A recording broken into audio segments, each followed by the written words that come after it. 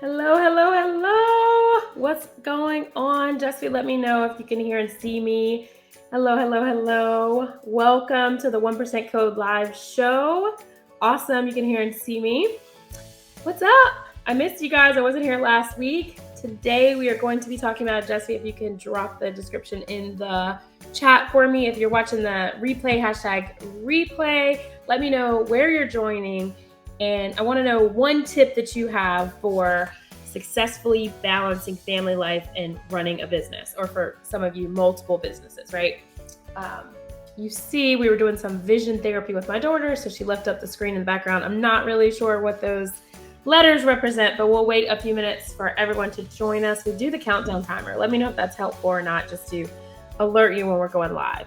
So, hello, hello, hello. If you are new to the 1% Code Collective, I'm your host, Dr. Melva. I am a board-certified radiation oncologist, wife, serial entrepreneur, and investor, and I help top income earning professionals create a passive stream of income while working their career, okay? So the way I do that is we do, tips and strategies, and we really focus on areas that can generate wealth, but we talk about the support that you really need to have around those. So that would be mindset things, family life, budget, and in the background, I share a lot of what we're doing now. So those of you just joining, we are multi-franchise owners. So a quick look into my day.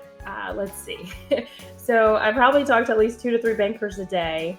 So today I talked to a VP, actually I talked to 2 VPs around the funding of the new Cold Stone Creamery that we're doing in Norfolk, Virginia.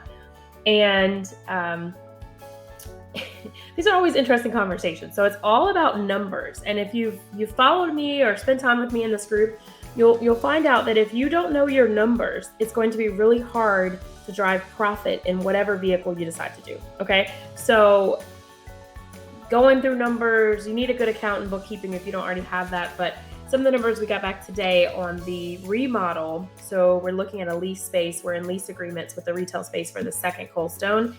And we got back the budget. So we're working on tenant improvements, or TI, if you're ever looking to get into franchise. And the landlord's component is about $68,000, $70,000. The franchisee, that would be us, is about, I think it came back in around $150,000. I think I had budgeted or projected around $140,000, so we weren't that far off. But anyway, those are big numbers. That all goes into allocation of the funds, what working capital you need to have. So know your numbers, okay? The better you get at controlling and understanding your numbers, the closer you will be to profit in anything that you start to do outside of your primary career, okay? But tonight we are talking about 7 ways to successfully balance family life and run a business, all right? So, starting a business is much like, having a baby, right? So those of you who are mothers or fathers on the line can relate to that. You start with the seed of an idea and you work to bring it into a reality. And then you commit yourself to nurture your creativity and help it grow and prosper. And the energy and commitment needed to be a successful entrepreneur can be extraordinary, okay? But what happens when you're trying to run a business and you're balancing your family? So parents of young kids that are in the group, mothers, fathers, how do you really balance that, right? And even if you don't have children, how do you balance that relationship, that marriage, okay? A partnership that you may be having. So as a physician, an entrepreneur, a wife, and mom, I found a lot of times I really don't use the word balance, to be honest. I kind of look at pockets. I'm really, really good at compartmentalizing my life and activities. Not sure if anybody else also uses that as a technique, but what you really need to do is maintain your sanity along the way. Okay, so whether you say you're balancing or you're time blocking, whatever it is, at the end of the day, your mental health is the most important. So let's get into some ways that you can do this. All right, so number 1, delegate. All right, how many of you, and you can share in the comments, are really good at delegating tasks or delegating things that need to be done? See if anybody participates. If you're watching the replay, you can type it in. I'll watch the comments. But one of the first things you have to rid yourself of as an entrepreneur and a parent or someone balancing family is the idea that you do everything yourself. And I was listening to a mentor talk, and she said either you can control or you can grow, but you can't do both, right? So sometimes you have to let up some control to see that growth. And when we talk about growth, we mean personal and in business and in profit. Okay. When I'm talking about growth, I mean personal and monetary for profits. Okay. So delegating, getting used to delegating, growing a team. A lot of people start with an executive assistant. I'm super excited. I'm going to bring in an HR professional into the group and on the podcast, the 1% Code podcast, to talk more about hiring and the mindset around that and some tips as she's an expert. I'm super excited to have her on and to bring that and share a little bit more about her expertise to the group. So you want to outsource, you want to get a talented team around you. You need an extended support network. Okay. So we're not doing everything. As multi-franchise owners, as real estate investors, we're not doing everything. To create those first passive income streams that we did, we had to do some delegation. Okay. Next one is, one second. Let me just check this. Let's see. 1 second. Okay. All right. So, So second is build a routine for yourself. Okay. But be flexible. I think that's the part of this. When you're balancing, you want to build a routine, but be flexible. So if you don't have a plan, if you don't have any structure, it's going to be really difficult to have that flexibility. And having the role of business owner and family member, it can be overwhelming if you don't have a routine. So much like I run my clinic as a radiation oncologist, I have a weekly routine set up for business. And many of those routines are around income producing activities, which regardless of the type of business you have, that's generating leads for your business. That's, and generating leads, that could be, continuing networks, whether it's customers, past customers, people who are interested in your business, prospecting, generating sales. That's like profit producing, right? So networking, lead generation, sales. Okay. So when you're building a routine for yourself, you're also including a routine for your business. So you should have KPIs, okay? So those are key performance indicators. And in any business that you get into, whether it's you decide to go the real estate investing, franchise ownership, whichever coaching, whichever you get into, you need to have key performance indicators, because what you don't track, you don't grow, okay? So build a routine, and it should be daily, weekly, monthly tasks that you're doing, and you're measuring that, okay? That's how you tell a return on your investment if it's worth it. So in establishing a weekly routine, the flexibility is that it can change, right? So like for us, we are in softball season for the girls. I have 2 daughters, 13 and 10, and baseball season for my son, who's 7, on a travel team. So our routines are very different. So we're planning and shifting out some other educational activities that they have to do, and we're working in advance. And then business type things are set up on certain days and in certain time blocks. Okay. So when you have a routine, but it's flexible, for example, the beginning of the school year, it's almost like seasons and quarters, right? So when you set aside that time, you don't feel guilty that you're missing out on one, because it's flexible, but you have it scheduled.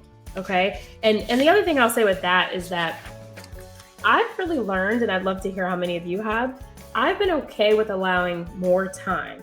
So I used to be a little bit more focused on, okay, when's the turnaround? 24, 48 hours. For example, today for the Subway franchise, we got into the Subway ownership in December 2020. And our real goal was to turn the store around. It was a business acquisition. And I don't know if I've told the whole story here or not, but it was a gifted store. So we paid essentially franchise fees and inventory.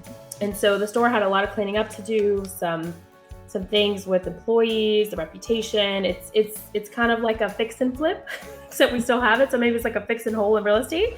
So it had a lot of work to do. And we finally got it to the point where we're pretty much break even, close to getting that profit. And we've had some super profitable months, but others haven't. So it's not this steady stream of income. It's kind of an up and down. And so what really needs to happen is a local marketing campaign.